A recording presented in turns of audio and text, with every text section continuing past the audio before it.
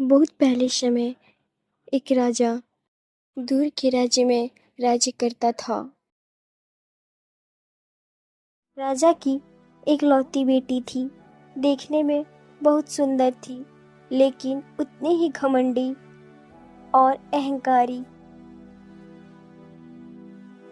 राजा को राजकुमार का विवाह का चिंता रहता था। एक दिन उसने रानी से कहा,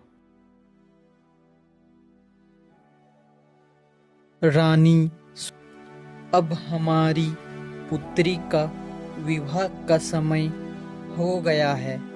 अब हमें उसकी विवाह कर देनी चाहिए। हाँ महाराज, परंतु राजकुमारी का स्वभाव वह थोड़ी घमंडी है। हाँ, यही चिंता है, लेकिन विवाह के बाद वह बदल जाएगी। हाँ, आपने सही कहा महाराज। मैं आज ही दूर दूर राजकुमारों को आमंत्रित करूंगा। राजा अपने राज दरबार चाहता है और अपने मंत्री से कहा, मंत्री जी, राजकुमारी का विवाह के लिए सभी राजकुमारों को प्रस्ताव भेज दीजिए।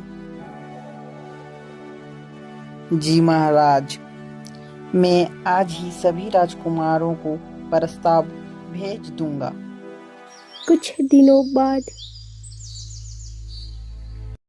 महल में स्वयंवर का भव्य आयोजन रखा गया, जिसमें दूर दूर के राजकुमार उपस्थित हुए। राजकुमारी, जाओ और सोच समझकर अपना जीवन साथी चुनो। जी पिताजी। मेरा नाम है वीरभद्र। मैं अमरनाथ का राजकुमार हूँ। हाँ, पर तुम्हारे कपड़े तो अच्छे हैं, बस चेहरा ठीक ठाक।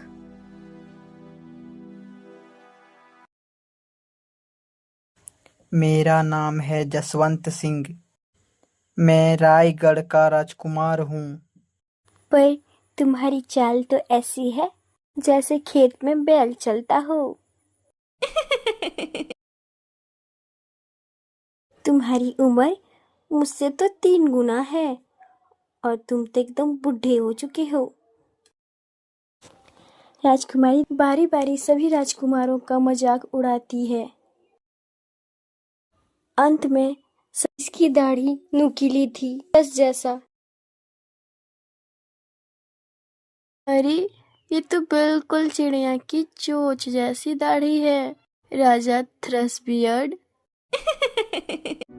राजकुमारी, बस, अब बहुत हो गया।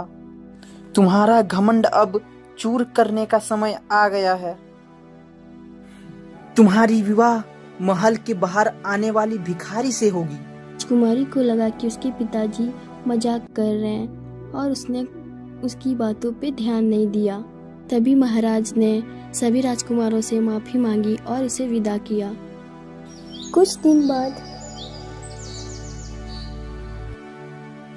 भिखारी भीख मांगने महल के पास से गुजरता है।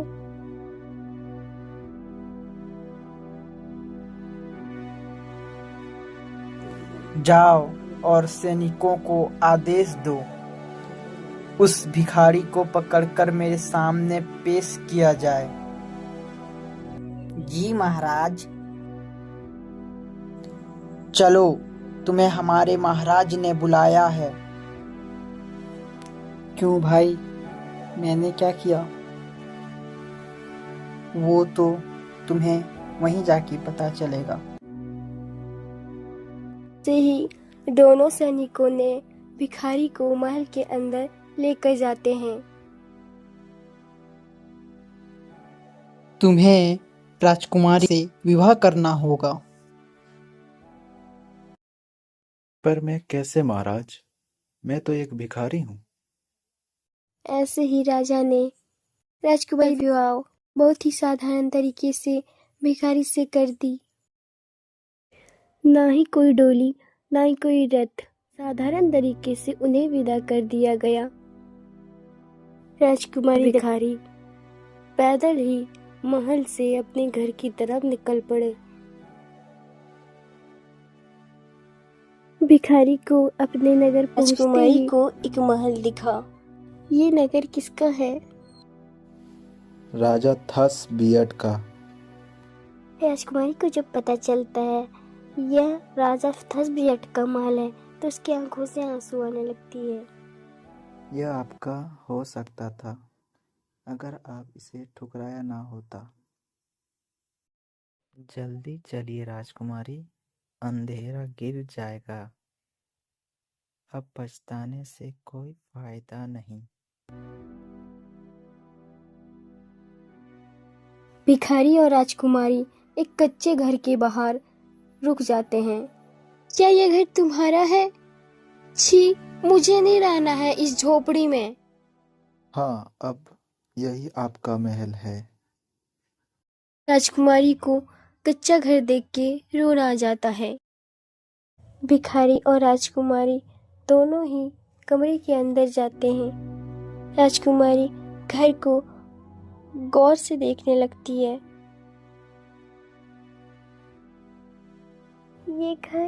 ये कितना गंदा घर है। मुझे नहीं जीना है इस भिखारी वाली जिंदगी। तुम्हारे पिताजी ने मेरे जैसे भिखारी के साथ शादी कराई है। आपको अब यही गंदे घर में मेरे साथ जिंदगी बितानी है। भिखारी सो गया था पर राजकुमारी को नींद नहीं आ रही थी। वो इधर उधर करवट बदल रही थी और उसकी आंखों से आंसू आ रहे थे। राजकुमारी ने सोचा, मैं यहाँ कैसे रहूंगी?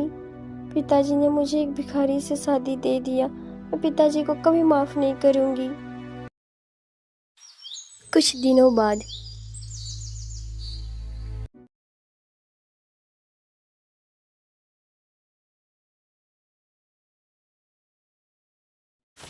राजकुमारी को कुछ भी काम करने नहीं आता था, ना बुनाई करने और ना ही ठीक से झाड़ू मारना। राजकुमारी को घर का कोई काम करने नहीं आता था।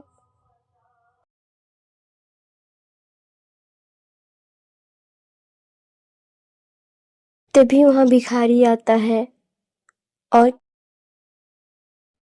खाना पकाती राजकुमारी, अब तो मेरे खाना अकेले जला काम देती। करने से ये घर 2 लोगों का खर्चा नहीं चल पाएगा।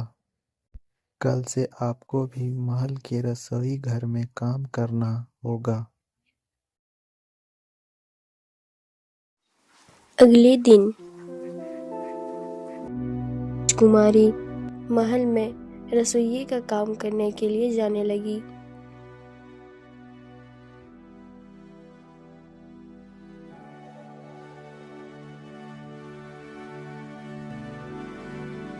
महल में उसे झाड़ू लगाना, गंदे बर्तन धोना और खाना पकाना होता था।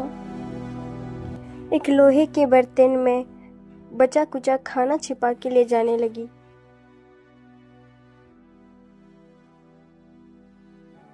राजकुमारी भिखारी का आने का इंतजार करती है। जैसे ही भिखारी आता है, राजकुमारी से कहता है, राजकुमारी, आप ऐसे क्यों बैठे हैं? आपने अभी तक खाना क्यों नहीं खाया है? ओ, मैं आपका ही इंतजार कर रही थी। चलिए अब खाना खा लीजिए वरना ठंडा हो जाएगा। वे दोनों साथ में खाने लगे। धीरे धीरे राजकुमारी यही माहौल में ढलने लगी और वह अब सुधर चुकी थी। भिखारी को भी पसंद करने लगी थी। अब राजकुमारी में घमंड नहीं था।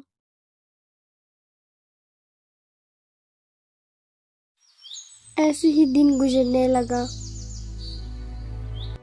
एक दिन राजकुमारी रोज की तरह रसोइये का सारा काम करने के बाद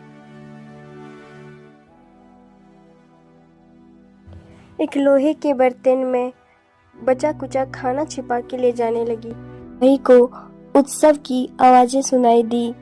वह चुपचाप अंदर गई और पर्दे के पीछे छिप के देखने लगी। अंदर राजा थसबियड थे और बहुत सारे मेहमान जो उत्सव मना रहे थे। राजकुमारी सोचती है, कभी मैं भी ऐसे महलों में रहती थी। अगर मैंने इसे नहीं ठुकराया होता तो आज मैं यहाँ रहती। हे सुंदर कन्या, मेरे साथ आप नृत्य करेंगी?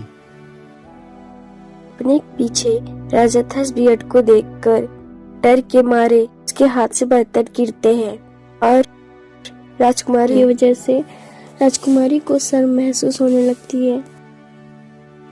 रुकिए राजकुमारी, मैं वही भिखारी हूँ जिससे आपकी शादी हुई थी। सुनकर राजकुमारी हैरान रह जाती है। क्या? पर आप कैसे महाराज? मेरे पिताजी ने तो मेरा विवाह एक भिखारी से दिया था। हाँ राजकुमारी, मैं ही भिखारी का वेश बना करके आपके महल में गया और आपसे विवाह किया। मैंने ये सब आपको सबक सिखाने के लिए किया ताकि आप घमंड और अभिमान को छोड़ दें। राजकुमारी रो पड़ी और अपने व्यवहार पर शर्मिंदा हो गई। उसने माफी मांगी। मुझे माफ कर दीजिए, मैंने आपको और सबको अपमानित किया है। अब मैं बदल चुकी हूँ। अब मैं भविष्य में कभी घमंड नहीं करूंगी और नहीं किसी का मजाक उड़ाऊंगी।